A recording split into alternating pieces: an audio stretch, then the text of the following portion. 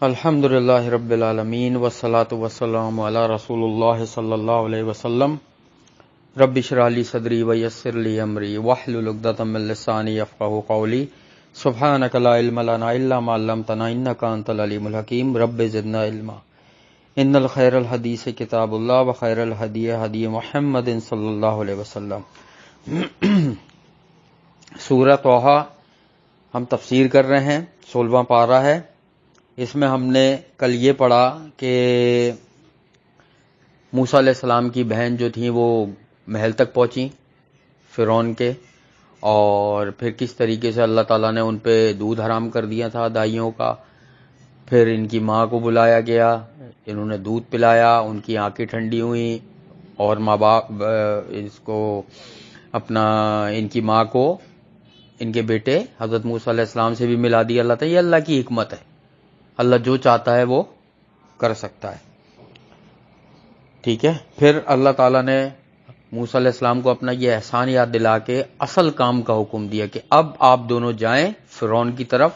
اس نے زمین میں سرکشی نافرمانی کی انتہا کر دی ہے، لیکن یہ ذہن میں رکھیں کہ اس سے نرمی سے بات کریے گا. اور اس نرمی پر میں پچھلے لیکچر میں اپنے کل کے بہت تفصیلی طور پہ بتا چکا ہوں کہ جو آج کل کے معاشرے میں ہمیں نظر بالکل بھی نہیں آتی، اور اسلام میں کتنی اس کی اہمیت ہے. ٹھیک ہے. اب ہم آگے پڑھتے ہیں. اعوذ باللہ السمیع العلیم من الشیطان الرجیم من حمزہ ونفخہ ونفثہ. قال ربنا اننا نخاف ان یفرط علینا او ان یطغى. قال، ان لوگوں نے کہا، حضرت موسیٰ علیہ السلام اور ہارون علیہ السلام نے، رب بنائے ہمارے رب، بلا شبہ ہم تو ڈرتے ہیں اس سے کہ وہ زیادتی کرے ہم پر، یا یہ کہ وہ سرکشی کرے. جب اللہ نے کہا کہ آپ دونوں اس کے پاس جائیں اور اللہ کی توحید کا پیغام پہنچائیں، تو وہ لوگ کہنے لگے، دیکھو انسان تو تھے نا، کہنے لگے فرعون اتنا ظالم آدمی ہے کہ ہمیں خوف ہے کہ وہ ہمارے اوپر زیادتی نہ کرے، ہمیں نہ پکڑ لے، ہمارے اوپر کوئی زور زبردستی نہ کرے، اور یہ کہ ہم سے وہ نہ کرے بدتمیزی اس طرح کی. انہوں نے اللہ کے سامنے ایک اپنا جو انسان کی حیثیت سے ہوتا ہے، ٹھیک ہے، اپنا عذر وہ پیش کیا. قال، اللہ تعالیٰ نے فرمایا، لا تخافا، تم دونوں مت ڈرو. ٹھیک ہے، تم دونوں مت ڈرو. اننی معکما اسمع و ارى، بلا شبہ میں تم دونوں کے ساتھ ہوں اور میں سنتا ہوں اور دیکھتا ہوں. اللہ تعالیٰ نے فرما دیا کہ تم لوگ جاؤ، اور میں تم لوگوں کو دیکھ رہا ہوں، سن بھی رہا ہوں، سب کچھ ہے، میں ساتھ ہی ہوں تمہارے، سمجھ لو. کیونکہ اللہ تعالیٰ تو ویسے عرش پر ہے اللہ کی ذات، لیکن اللہ اپنے علم سے سب دیکھتا اور جانتا ہے. اللہ تعالیٰ نے کہا تم اس بات کی فکر نہیں کرو، تم لوگ جاؤ، اس تک پیغام پہنچاؤ اور نشانیاں لے کر جاؤ میری. دو نشانیاں دی تھی نا، ایک تو وہ جو ان کا عصا تھا، اور ایک ید بیضا جو ہاتھ تھا ان کا وہ چمکدار ہو کے نکلتا تھا. ٹھیک ہے، دو معجزے دیے تھے. فاتیاہ فقولا ان رسول ربک فارسل معانا. سو تم دونوں جاؤ اس کے پاس، پس کہو بے شک ہم دونوں رسول ہیں تیرے رب کے، پس تو بھیج دے ہمارے ساتھ بنی اسرائیل کو. معانا بنی اسرائیل ولا تعذبہم، اور نہ ستا انہیں. اللہ تعالیٰ نے فرمایا بس اب تم لوگ جاؤ، اور سب سے پہلے جو ہے نا اس کو یہ کہنا کہ ہم لوگ اللہ کے بھیجے ہوئے ہیں، اور بنی اسرائیل کو اب تو آزاد کر دے. یعنی پہلے تو پیغام دینا توحید کا کہ ہم اللہ کے بھیجے ہوئے پیغمبر ہیں، ٹھیک ہے، اور تجھ تک اللہ کی توحید پہنچاتے ہیں کہ اصل رب اللہ ہے، اور جو بنی اسرائیل پہ تو ظلم و ستم ڈھا رہا ہے، ٹھیک ہے، ان کو آزاد کر دے.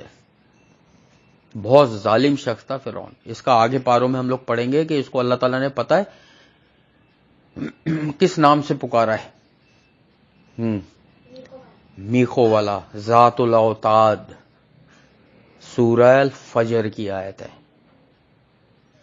ذات الاوتاد کے نام سے پکارا اللہ تعالیٰ نے کہ میخو والا تھا، یعنی کیلوں والا، اپنے ساتھ کیلے رکھتا تھا. یہ جہاں کوئی نافرمانی کرتا تھا اس کے ہاتھ پیر میں کیلے گاڑ دیتا تھا، زمین پہ رکھ کے یا دیوار پہ رکھ کے ہاتھ اور پیر میں بڑی بڑی کیلیں ہوتی تھی لوہے کی، وہ گاڑ دیتا تھا.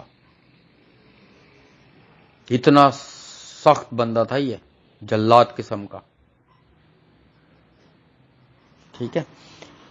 تو بنی اسرائیل کو ہمارے ساتھ کر دیا، اس نے قید کیا ہوا تھا بنی اسرائیل کے لوگوں کو. یہ پورا ہم ڈیٹیل میں پڑھ چکے ہیں. بنی اسرائیل قوم کون تھی؟ یہودی تھے، اور یہ حضرت موسیٰ علیہ السلام. یہ واقعہ آگے آئے گا پورا. یعنی یہ جو ہم پڑھ رہے ہیں نا، یہ اس سے پہلے کی بات پڑھ رہے ہیں ہم. سورہ بقرہ سے پہلے کی بات. سورہ بقرہ میں جتنی ڈیٹیل پڑھ چکے ہیں نا بنی اسرائیل کی، اس سے پہلے کا یہ واقعہ ہے. اس واقعے کے بعد تو بنی اسرائیل حضرت موسیٰ علیہ السلام کے ساتھ گئے تھے، جو وادی طی میں بھٹک گئے تھے پھر، اور پھر 12 چشمے پھوٹے تھے، منسلوہ نازل ہوا تھا. وہ سب اس کے بعد کا واقعہ ہے. لیکن قرآن میں وہ سورہ بقرہ میں آیا ہے. یہ اللہ کی ایک ترتیب ہے کہ مکی صورتیں کون سی ہیں، مدنی کون سی ہیں. جو مکے میں نازل کیا گیا اس میں کیا معاملات تھا، کیا مصلحت تھی. ٹھیک ہے. مدینے میں جو نازل کی گئی ان میں کیا مصلحت ہے، ان کی کیا نشانیاں ہیں. یہ اللہ کی ایک حکمت ہے. ٹھیک ہے. تو بنی اسرائیل کو ہمارے ساتھ کر دے. قد جئناک بآیات من ربک، تحقیق ہم لائے ہیں تیرے پاس نشانی تیرے رب کی طرف سے. ہم نشانی لے کر آئے، یعنی اللہ کے معجزوں کے ساتھ آئے ہیں اور اللہ کی طرف سے آئے ہیں. والسلام علی من اتبع الہدی، اور سلامتی ہے اس شخص پر جس نے پیروی کی ہدایت کی. ان لوگوں نے کہا کہ ایک تو ہم اللہ کی طرف سے آئے ہیں جو اصل رب ہے، اور جس نے بھی اللہ کی پیروی کری، ہدایت کو پا لیا، توحید پر آ گیا، اللہ کے احکام کو مان لیا، اپنے آپ کو جھکا لیا اللہ کے سامنے، اس پر سلامتی ہے دنیا میں بھی اور آخرت میں بھی. یہ ان لوگوں نے اللہ کا پیغام فرعون تک پہنچایا. ان قد اوحی الینا ان العذاب، بے شک ہم تحقیق وحی کی گئی ہے ہماری طرف کہ بے شک عذاب ہے، علی من اس شخص پر جس نے کذب وتولی، تکذیب کی اور منہ پھیرا. اور جس نے پہلے تو یہ بتایا کہ جس نے ہدایت پائی اس کے لیے سلامتی ہے، پھر انہوں نے کہا جس نے وحی کی پیروی نہیں کری اللہ کی اس کے لیے عذاب ہے، اور جس نے منہ پھیر لیا اس کے لیے عذاب ہے.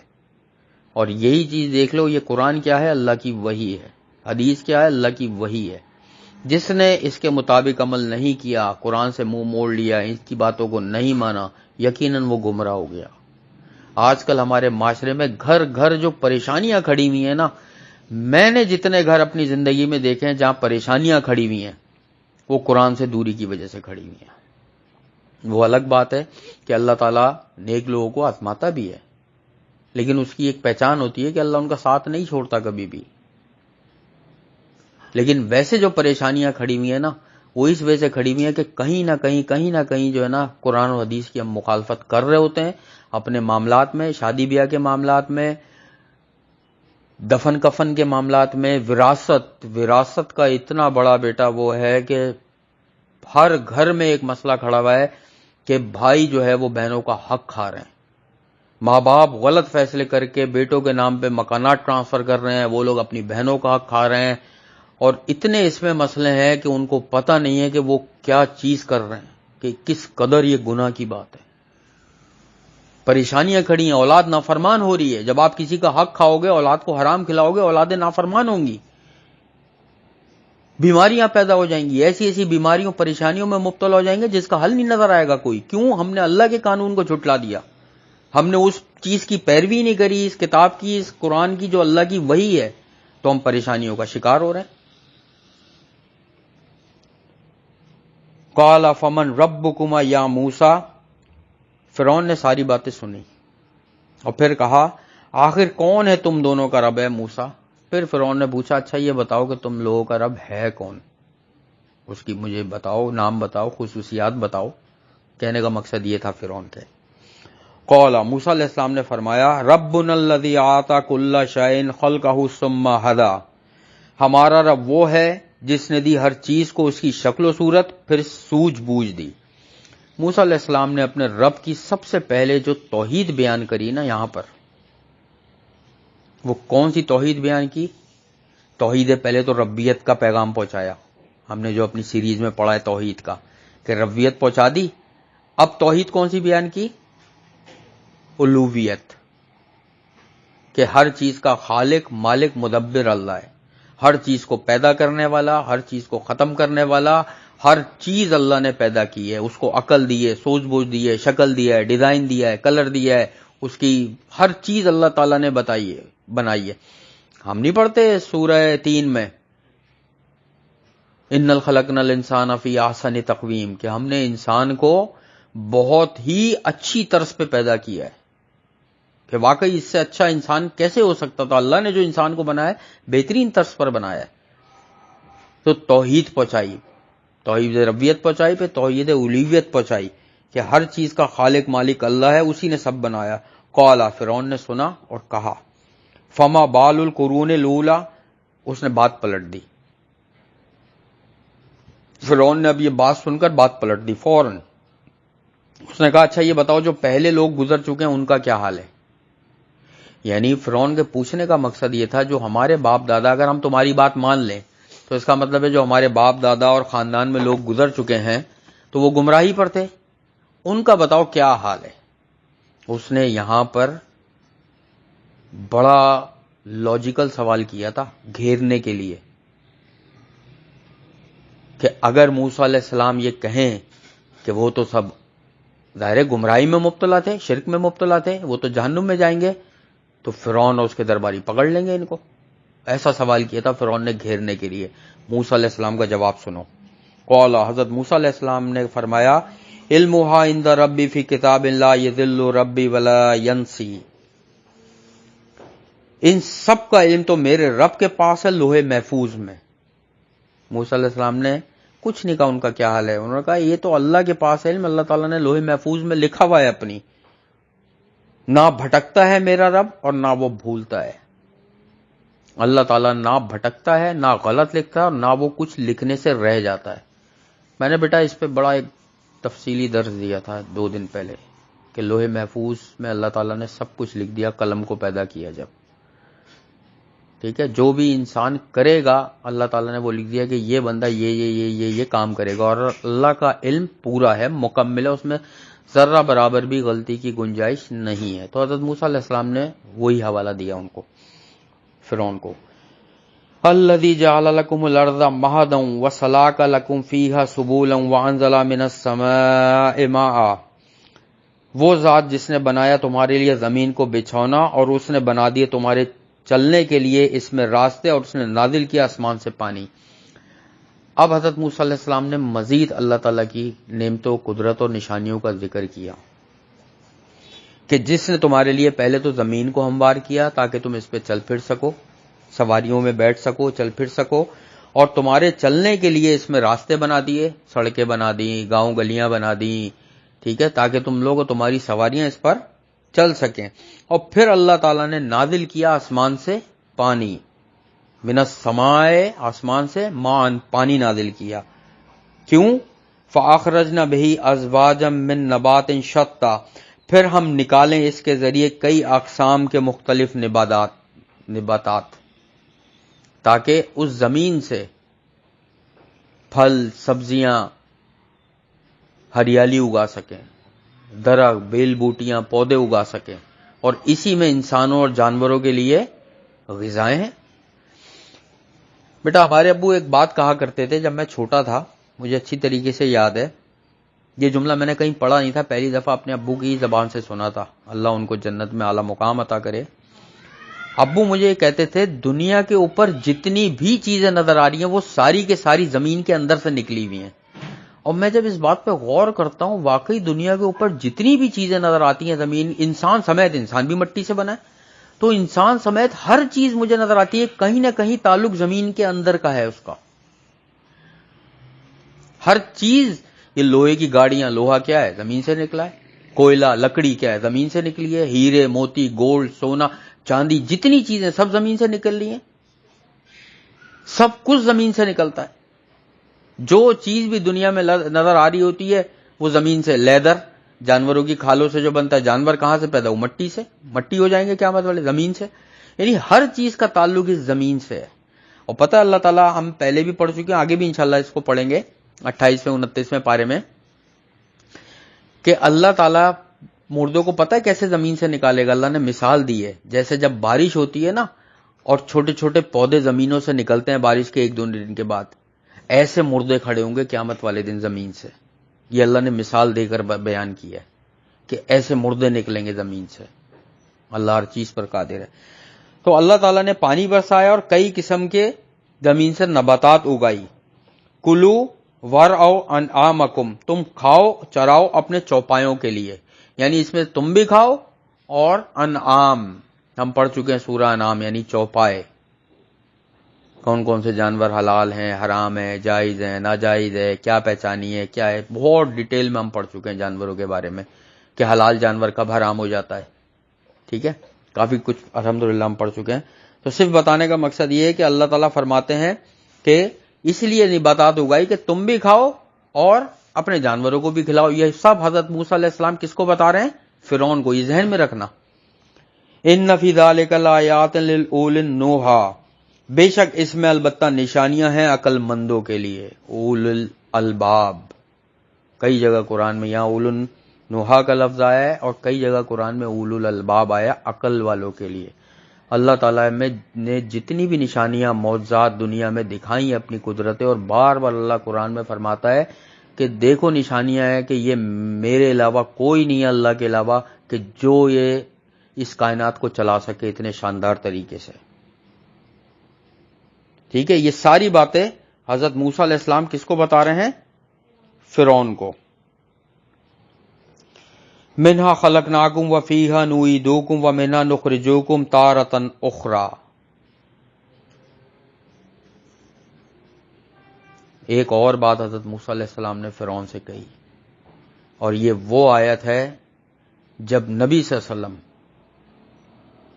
جب قبر کو مردے کو قبر میں ڈالتے ہیں نا، میت کو، اور اس کے اوپر تم لوگوں کو تو پتہ نہیں ہے، لیڈیز تو خیر نہیں جاتی، ہوتا یہ جب قبر کو میت کو اس میں ڈالا جاتا ہے نا قبر میں، اور اس کے اوپر مٹی ڈالی جاتی ہے، تو جتنے بھی وہاں لوگ کھڑے ہوتے ہیں نا وہ 3 مٹھیاں مٹی ڈالتے ہیں اس کے اوپر. ہر بندہ آتا ہے باری باری، ایک مٹھی اٹھائی ڈالی، دوسری اٹھائی ڈالی، تیسری اٹھائی ڈالی.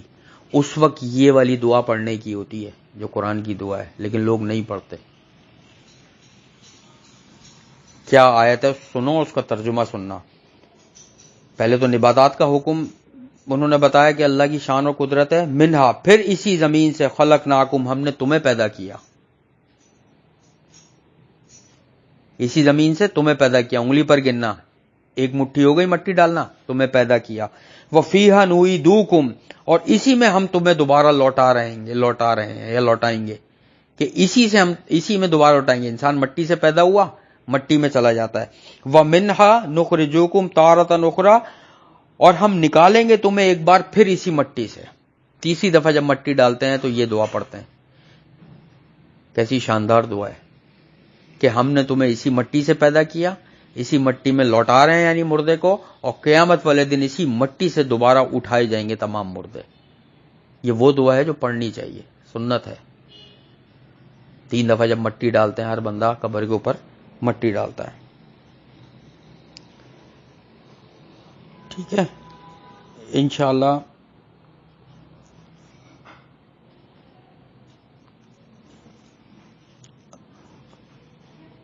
اصل میں مسئلہ یہ ہے کہ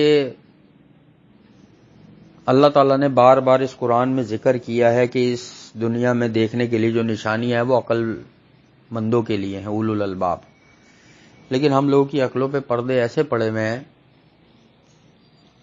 کہ ہم لوگ یہ سمجھتے ہیں کہ بس جو ہم سوچ رہے ہیں وہ صحیح ہے.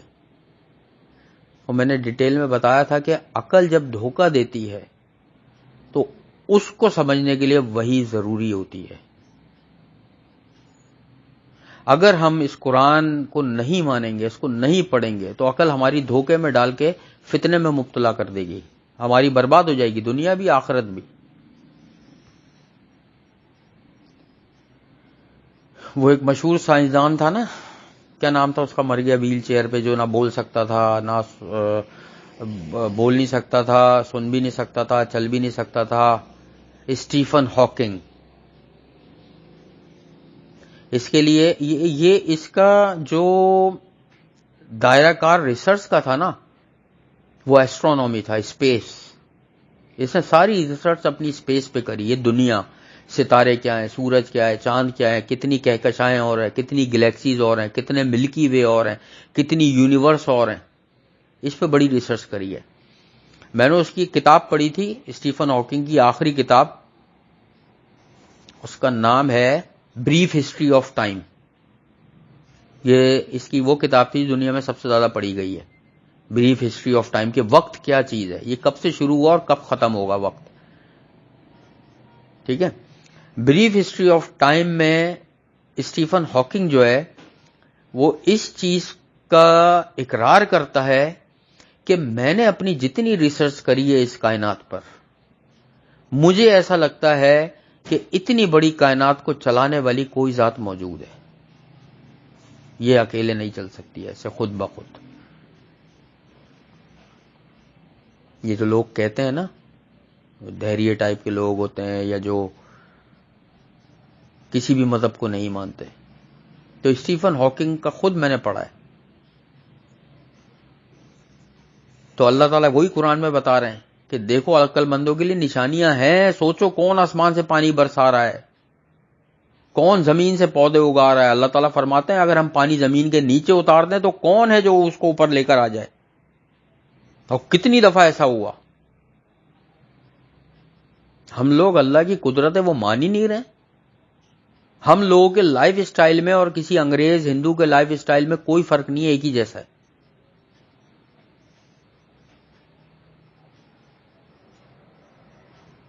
ہندو اپنی اولادوں کو یہ سکھاتے ہیں کہ دھوکہ دو بیٹا، دوسروں سے جھوٹ بولو، یہ وہ بھی کہتے ہیں سچ بولو، وہ بھی کہتے ہیں غریبوں کی مدد کرو، وہ بھی کہتے ہیں ہاسپٹلوں میں غریبوں کا علاج کراؤ، وہ بھی کہتے ہیں کہ مسکینوں کے گھر کھانا کھلاؤ.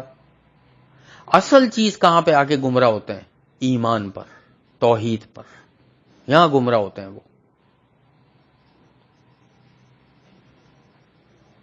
اور یہی چیز قرآن میں. یہ جو فرعون تھا نا،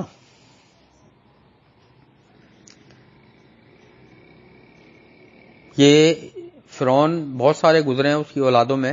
میرا خیال ہے یہ جس فرعون کا ذکر ہے نا، یہ ریمسس دوم کہلاتا ہے، ریمسس 2. ریمسس 1 بھی تھا، پھڑاؤ جو ایک بڑا فرعون گزرا ہے، اس کا دادا تھا شاید. یہ ریمسس 2 کہلاتا ہے یہ فرعون جو یہ والا گزرا ہے. پتہ نہیں کتنی 10 12 15 اس کی بیویاں تھیں، 100 150 اولادیں تھیں اس کی، کچھ ایسے ہی کچھ آتا ہے. بہت سارے بہن بھائی تھے. ارے اس وقت ان کے یہاں تو وہ نہیں تھا، جس سے مردی اپنا لیا، جس کو مردی ساتھ رکھ لیا، جس کو مردی چھوڑ دیا. تو بہرحال اب ہم اپنے ٹاپک کی طرف آتے ہیں کہ اتنا زیادہ یہ سخت آدمی تھا، سرکش تھا. اور اللہ تعالیٰ نے بنی اسرائیل کو اسی فرعون سے نجات دی تھی جو حضرت موسیٰ علیہ السلام کو بھیجا تھا. یہ وہ بنی اسرائیل کی قوم ہے جو آج اسرائیل میں آباد ہے، یہودی. اور تمہیں پتہ ہے یہودی 10 محرم کا روزہ رکھتے ہیں، آج بھی یہودی 10 محرم کا روزہ رکھتے ہیں. اور کیا کہتے ہیں کہ اس دن اللہ تعالیٰ نے فرعون کو سمندر میں غرق کیا تھا، ہمیں فرعون کے ظلم سے نجات دی تھی، اس لیے ہم روزہ رکھیں گے. تو نبی صلی اللہ علیہ وسلم کے زمانے میں بھی وہ رکھتے تھے. تو نبی صلی اللہ علیہ وسلم نے فرمایا کہ موسیٰ کا حق تو مجھ پہ زیادہ ہے، وہ تو میرے قریبی بھائی ہیں، بھائیوں کی طرح ہیں موسیٰ علیہ السلام. تو اگلے سال میں اگر زندہ رہا تو 10 محرم کا میں بھی روزہ رکھوں گا اور یہودیوں کی بھی مخالفت کروں گا، اس کے ساتھ 9 کا رکھوں گا روزہ، تاکہ 2 روزے ہو جائیں. یہودی صرف 10 کا رکھتے ہیں. تو نبی صلی اللہ علیہ وسلم نے فرمایا اگر میں اگلے سال زندہ رہا تو اس کے ساتھ 9 کا بھی رکھوں گا. اس لیے 9 اور 10 کا روزہ جو ہے وہ نفلی روزے جو الحمدللہ مسلمان رکھتے ہیں 2 دن کے روزے. 10 محرم کو اللہ تعالیٰ نے نجات دی تھی بنی اسرائیل کو. اور یہ وہ بنی اسرائیل قوم ہے، سورہ بقرہ میں ہم نے پڑھا کہ اللہ تعالیٰ کی کس قدر انہوں نے نافرمانیاں کریں، کس قدر. اور آج دیکھ لو پوری دنیا میں کیا حال کر رہے ہیں یہ. ان کے اوپر اللہ کا خاص کرم تھا، رحمتیں تھیں، لیکن دین سے دور ہو گئے، نافرمانی کری. اللہ تعالیٰ نے دنیا میں ان کو اتنا غرق کر دیا، اتنا غرق کر دیا کہ جب یہ لوگ مریں گے یا ان کے یہاں جو لوگ مرتے ہیں تو پھر اس بہت ہی خطرناک انجام کی طرف جاتے ہیں. اللہ تعالیٰ سے دعا ہے اللہ تعالیٰ ہم سب کو توحید پر قائم رکھے، تمام سننے والوں کو توحید پر اور صحیح سنت کے مطابق زندگی گزارنے کی توفیق عطا فرمائے. یا حیو یا قیوم برحمتک استغیث اللہم صلی علی محمد وعلی آل محمد. یا اللہ اس قرآن پاک کو ہمارے لیے بہترین صدقہ جاریہ بنا دیجئے. یا اللہ اس کو ہمارے لیے نجات کا باعث بنا دیجئے. میرے اللہ جتنے بھی ہم یہ پڑھنے سمجھنے سننے والے ہیں یا اللہ ہم سب کو آخرت میں ایک ساتھ جمع فرما دیے گا، اور جنت الفردوس میں بھی ہم سب کو ایک ساتھ جمع فرما دیے گا میرے اللہ۔ اے اللہ، ہم جہنم کی آگ سے، عذاب قبر سے، موت کی سختی اور تکلیف سے تیری پناہ میں آتے ہیں اللہ۔ اے اللہ، ہم سب کی تمام مشکلات، پریشانیوں اور بیماریوں کو دور فرما دیجیے۔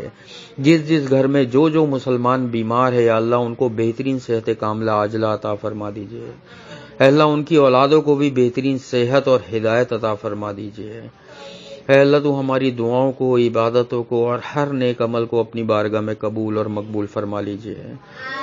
اے اللہ، تو ہمارے ماں باپ، بہن بھائی، رشتہ دار، پڑوسیوں کو اور تمام شہر والوں کو، ملک والوں کو، تمام دنیا کے مسلمانوں کو بہترین زندگی، بہترین ہدایت، بہترین صحت اور بہترین رزق عطا فرما دے میرے اللہ۔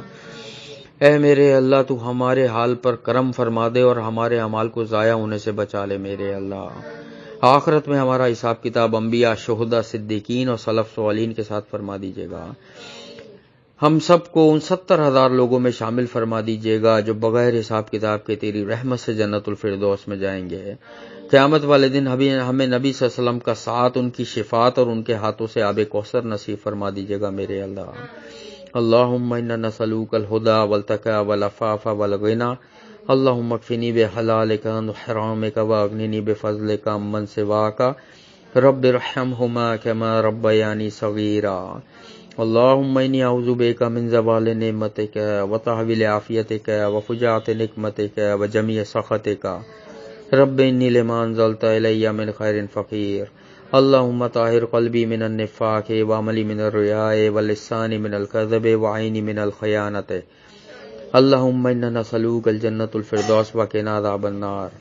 اللہم انا نسألوک الجنۃ الفردوس وقنا عذاب النار۔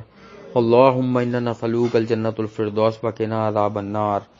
ربنا تقبل منا انک انت السمیع العلیم وتب علینا انک انت التواب الرحیم۔ سبحان اللہ عما یصفون وسلام علی المرسلین والحمد للہ رب العالمین۔ آمین ثم آمین، اللہم آمین۔ سبحانک اللہم وبحمدک، اشہد ان لا الہ الا انت، استغفرک ونتوب الیک۔ السلام علیکم ورحمۃ اللہ وبرکاتہ۔